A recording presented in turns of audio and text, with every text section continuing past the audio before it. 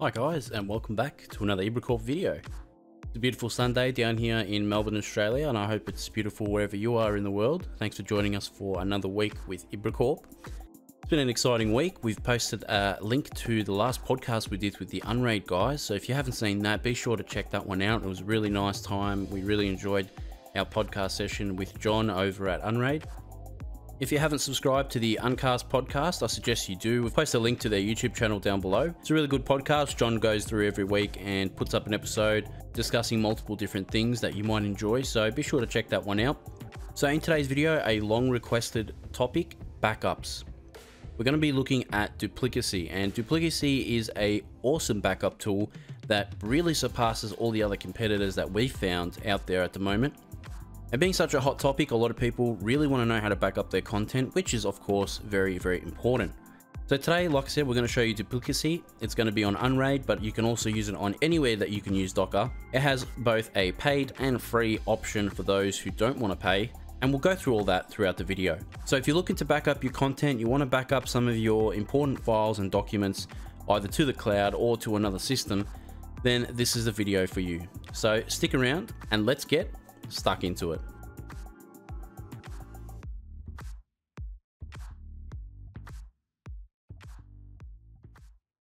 So guys, here we are on duplicacy.com. Now, Duplicacy was an app that has been sitting on the sidelines for a while when it first came out, and then started to pick up a little bit of steam once people started seeing it in the community app store. I was one of them, and I actually was told about it by DiskDuck over in our community on Discord. So I decided to check it out quite a while ago, and I really enjoyed it. The app itself works perfectly. It does exactly what it says on the box. The only issue I had was trying to back up to Google, which is obviously throttled. So I didn't know that at the time, and I started looking at some other options of places to back up to. So I'm actually revisiting this topic myself on a personal level because I haven't actually deployed anything that's taking up backups away from my server. Now, anyone that understands the principles of backups, it's obviously really important that you have your core vital information and data stored somewhere that is external to the location of your server. And there's many reasons for that. One is if your server dies, all your backups that are stored on that server are gone, so they're kind of useless at that point. And on top of that, if something was to happen in your home or wherever your server is stored, you want a off-site backup, somewhere that is completely isolated from your environment there. So if something happens like a fire, God forbid, whatever it might be, that backup server is somewhere else and can't be affected. So then you have that redundancy factor, which is kind of the point of having backups, I think. So let's look into Duplicacy. So here we are on the website, like I said, and as it describes itself, it's a new generation cross-platform cloud backup tool. Backs up your files to many cloud storages with client-side encryption and the highest level of deduplication.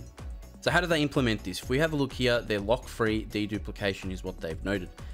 And it works by relying on the basic file system API to manage deduplicated chunks without using any locks.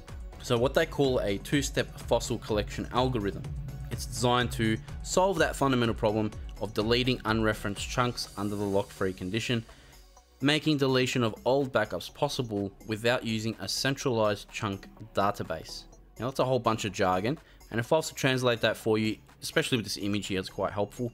Basically, you've got a persistent level in the middle, and the deduplication will work without having to actually lock the files in order for it to perform the backup until completion. It'll use these fossil chunks instead, and using that algorithm, it can mean that the chunks are not locked. They're basically in free drive the entire time as it backs up those pieces to the cloud. Then we've got extensive cloud support. So as you can see, they support many different providers for your backups to store to in the cloud. From Google Drive, Google Cloud, Dropbox, you name it, it basically has that built-in support. Now, the thing I found with using a lot of these backup tools is sometimes you have to jerry-rig things in order for it to work with the tool that you're using. Or with something like Backblaze, you're paying to get your content back.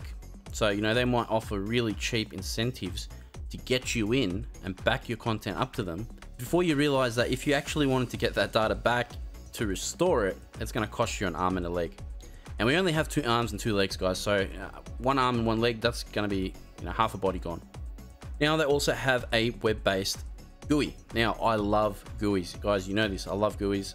I don't know what you want to call it. I just have an addiction to them. I love looking at graphs and all sorts of stuff You know, as much as command line gives you power to you if you're using it, but I just love a good GUI. So it is really nice and clean, and we'll show you that once we install it. And then for those who do love the command line, they have a powerful command line interface as well. And we'll discuss that in a minute when we look at the pricing options. Their source code is open source, so you can have a look at their source code, gain insights into how it works and what it does. And of course, that is a very, very important thing for us here that we like to advocate. So good on them for doing that. Now, as I mentioned just before, the command line version is free, and the commercial license can be purchased at about $50 per machine. Now, if you're using it for personal reasons, it's even cheaper again. However, if you want the GUI version, it's paid. Okay, so let's make that clear. I'll go through the pricing in a second as well.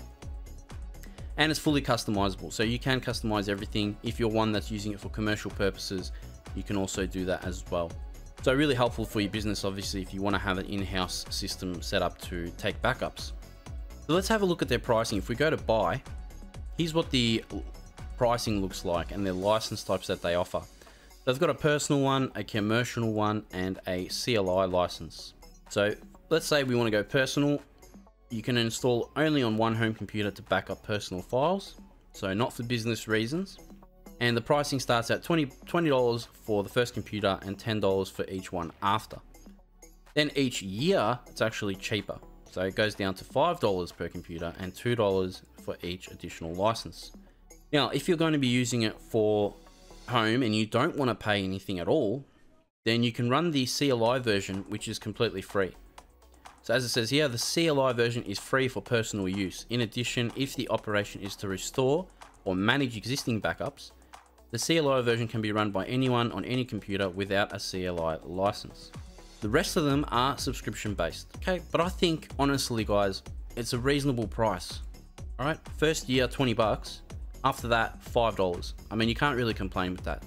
I know we really, I've noticed in the community that people like to save money. Fair enough. We all like to save money. Free and open source is fantastic. But if you can support a developer for as little as $5 a year, and you're having a very powerful tool that's doing exactly what it says it's going to do, not some sort of beta thing, then that's a pretty good price. And I think you should support developers like that. So then you've got some other information about the licensing here. You've got some FAQs. We're not going to really bother going with that. You can check it out if you like, duplicacy.com. And it's under the banner of AcroSync LLC, for anyone that wanted to know that. They also have a forum link here as well, so you can go check out their forum if you're interested. And that's pretty much it. So at this point in the video, I need to let you know that we're going to be installing the GUI version. We're going to be using the GUI version. I think it's a better option for me personally, and I think other people that like GUI versions will enjoy it. Once you've decided on a license, go ahead and click licenses and choose a license for yourself. Once you've done that, then you can join us for the install. So we've jumped into our Unraid server, we've gone into the App Store, and we've looked up Duplicacy. And today we're going to be going with Mr. Hoshio's repository. We like Mr. Hoshio. He's a very valuable member of our community. He's also a very good template provider and provides great Docker images. So thank you, Mr. Hoshio. We realize you're a bit hot-headed sometimes, but you're a good bloke nevertheless. Nothing against here as well. If you guys want to try the self-host as Unraid, no problem there at all. But we're just going to be going with this one today. So once you click to install, click default, and you'll get to the template page. Now in the template page, we've added a couple of paths. We've added one path and edited a couple of others. So yours will probably look a little bit different, so let's just make it the same. We want our custom Docker network. We always pick our custom Docker network. That's it there. If you don't know how to do that, we made a 1-minute video on how to create that. Go ahead and check that out. The port, we don't need to change. The config path is pretty much the same, whether you want to, if you want to change it, you can. For the cache, now in my scenario, Duplicacy is in app data, and app data is set on my shares to always be on the cache regardless. So that's somewhere where I would want it to stay on the cache anyway. By having it under the Duplicacy folder and having a cache folder under that, I know it's still going to always be on the cache, so I'm just going to leave it at that. If for some reason your app data isn't on the cache, you might consider having a share that's just cache only, or changing this from MNT user to MNT cache. Same goes for logs. I don't mind it being under there, that's fine. Now the one we've added is this path here. Okay, we've added a share ourselves. Now if I go to shares real quick, I have a share called backups. And in this share, we've got our folders that are created by the backup tool. So if I go to settings real quick, go to backup and restore app data, that's where my backups for app data are stored. So that's really for me what I want to back up. Now, if you have something else that you want to back up that's not part of this, you just want to make sure that you've got the folder mapped so that it can show in the GUI of Duplicacy. So again, like I said, this is where my backups are stored. So that's what I want to show in the GUI and be able to map to it. So once you're happy with that, there's nothing else you need to do. It's pretty straightforward. It's just a couple of fields. Then you can go ahead and click apply and start up the container. Now, when you first start up, it's going to ask you to set a password and confirm it. Go ahead and do that, and it'll bring you to the dashboard. So this is what the dashboard looks like. It's pretty nice and clean. There's not much clutter there, which is what you want. And there's a few options down the side. So we'll go through each one, but the first thing we'll start with is settings. Okay, typically settings has a lot of things that will help us set things up later. So we'll go to settings first. Now in here, we can set things like an external domain address if that's something you want to do. So you can go ahead and put like your domain address if you're going to reverse proxy it or whatever the case might be. And that allows you to make sure it works when you want to access it remotely. We don't need to change the directory or the logs. We've already mapped those in our container template, so we know where they're going. If you want to change any of your passwords, so there's an encryption password here and your admin password as well. So going down the sidebar again, we'll go into storage. So clicking on storage, it gives you a couple of different options here. You can back up the items to another directory, for example. So if you wanted to actually back up something from one directory to another, you can use this tool as well. So if it's something like an unassigned drive that's on a different system, you could map that into your container template and then bring it up in this directory here. So you can then select it and then have that backing up to another computer. We've also got SFTP, so if you've got an FTP server somewhere, you can use that instead. You've got S3, B2, GCS, so Google Cloud, Azure, and Google Drive. If we click more, you've got a whole bunch of other ones here as well. So Dropbox, WebDAV, OneDrive, etc, etc. There's so many options here. There's no way we could cover every single option, but it's pretty straightforward. So it even gives you a quick example of how to set it up, and I think that's all you really need. But if you needed more, they've got their guides written out as well. So let's look at Google Drive. So an access token is issued by Google in order for Duplicacy to back up to it. So it'll give you a link here. We click this to authorize it to access files under our Google Drive account. So we'll click that. So basically it took me to a Google login page and I picked the Google account that I want to back up stuff to. And then it let me download a JSON file. Now, oddly enough, it doesn't let you pick stuff from your computer through this field. So it only lets me pick stuff from a drive or share that's been pathed to the container. So what I've had to do is copy that JSON file that Google downloaded, and I put it in the backup share, which we've mapped to the container. So if we select that and we click backups, there's our JSON token there. So we'll click that and then click on this. Now what it's doing here is it's reading that JSON file and it's picking up folders that are in our G drive. So we'll click on that and that's our shared drive. Then under directory, we can pick a directory that we want to back up. So let's say disk duck test video, for example. Click select and click continue. I'll show you what that looks like in Drive. So looking at this in Google Drive, you can see here's our shared drive. So IBRACORP, we go into that. And then we've got our disk duck test video. So it's a folder within that again. So what you would need to do is create a shared drive. All right, pretty easy. Right click, new shared drive. And then if you want to create a folder under that called perhaps, backups or duplicacy or something like that. So then once you've got all that set and you're happy with it, go ahead and click continue. So now it's going to say we're going to initialize the storage. So you can choose to encrypt the storage by entering a password below. If you don't want a storage to be encrypted, just leave the password empty. So storage name, I'm going to call it Duplicacy. I'm going to go without encryption and click add. Now, if you do put a password in, you want RSA encryption. So then you'll have to select that and put one in. I'm going to click add without a password. That's fine. And so now we have a storage location set up. And it tells me exactly where it is in our Google Drive, what folder it's going to, how much we've got, chunks, and the status. So we've set our storage up. Now this is the beauty of it. It sets it up as a separate thing. So we've got storage and then you go to backup. So let's go to backup. And in here, we'll click the plus again. In the directory, we're going to say backups. Click select. If you want to give it a backup ID, you can, or you can select an existing one that's already in your storage. And we don't have one set up, so we don't need to worry about it, but I can just put one. Click save, and there you go. Now in here is where you have more options. So you can click to include certain folders within the folder that you've mapped. All right, so if you want an app data, don't want app data, whatever the case might be. So we're gonna go ahead and click all this. We want these to be backed up, click save. You can also exclude stuff. So if there's stuff you don't want, we'll exclude it. All right, we don't want that JSON backed up. Click save, done. Under options, if you click on this here, you've got the option to run some commands. Now there's multiple different commands and they do different things.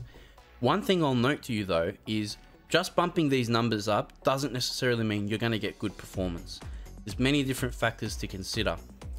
For example, if you're backing up to Google Drive, there are actually throttle limits in place. So you'll find that even if you're bumping up the number, exponentially, Google Drive will only allow you to back up a certain amount a day and at a certain bandwidth. So it's probably not going to be the best option. You should really trial things as you go. You can find all the commands on their website and in their forums. So I recommend you go through those because it's a little bit too much for us to go through in one video. So now what we've done is we've set up a backup location, a place that we want to back up from. In storage, we've set up a place we want to back up to, okay? Then you work yourself down to schedule. So in the schedule, we'll call it backups, and I want it to start at 12 AM, daily. Every day at 12 AM, run this backup. But then I can say, all right, well, I don't want it every single day of the week. I probably only want it this many days a week, whatever the case might be. You then set a maximum runtime. So let's say if it starts at 12, you probably want it to stop before the morning if you know you're going to be using your server or your bandwidth in the morning, people wake up. So we can say maximum runtime, 7 hours. Click save. So now we've created a schedule. We have a storage, backup, and a schedule. So now is where we create the actual job. So click add a job to this schedule. And here you'll find all the options that we set previously. So the type, okay, we want it to back up. Which backup do we want to use? We've already created our backups ID 1.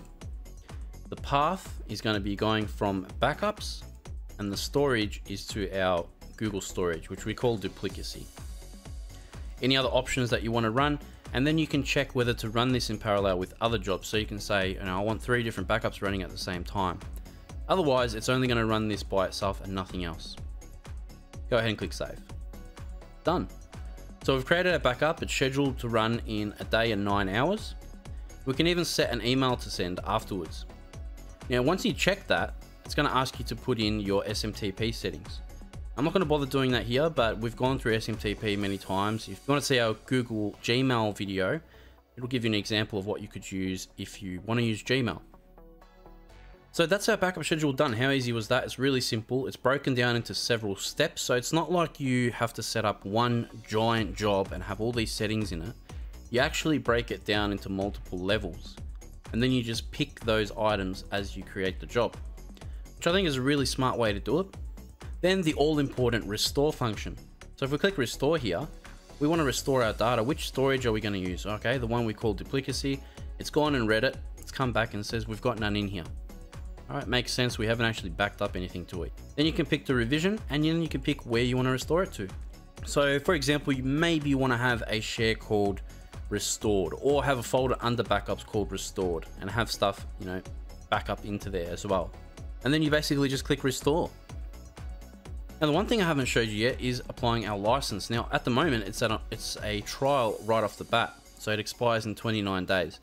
So go into any of these options here, and you'll see the trial options. We'll just click that, and you pretty much paste your license code. So the license code that you got once you purchased it, paste it in here, click activate, done. Don't have to worry about it anymore. It will automatically check for you. Now, how easy was that, guys? So that's pretty straightforward. I know we don't have a backup actually running right now, but my app data is quite big, so it's going to take a while before we can do that. And as you know, having 2 babies in the house, it's pretty hard to find that time sometimes. I hope you guys enjoyed that. I hope it's a tool that you might use for your backups and your solutions at home, or at work. Be sure to support the developers. Like I said, if it's a commercial reason, get the right license and, you know, support them. Even $50 a year, that's pretty good. Stay tuned, guys, as well. Soon we'll have our IBRACast coming out, something that we will announce separately at a later point in time. We've been thinking about doing a podcast for a while, and I think it's time that we start kicking it into gear, and we've already started working on it now. And it will allow us to have developers and other community members join us on there so that we can have a nice, frank conversation and just chill out. And I think it's going to be a really, really fun project to do. So again, I hope you enjoyed that. If you did, please remember to like and subscribe. We really appreciate it. We also appreciate if you wanted to become a member on our website, IBRACORP.io. It really helps us continue the work we're doing and supporting us in our work. Please also make sure you check our docs page, docs.ibracorp.io, DOCS. That means you can always get the written guides up to date along with our videos where relevant, because obviously updating video format is really, really hard, whereas updating our docs page is really easy. Thank you, guys. I hope you enjoyed that, and we'll see you in the next IBRACORP video.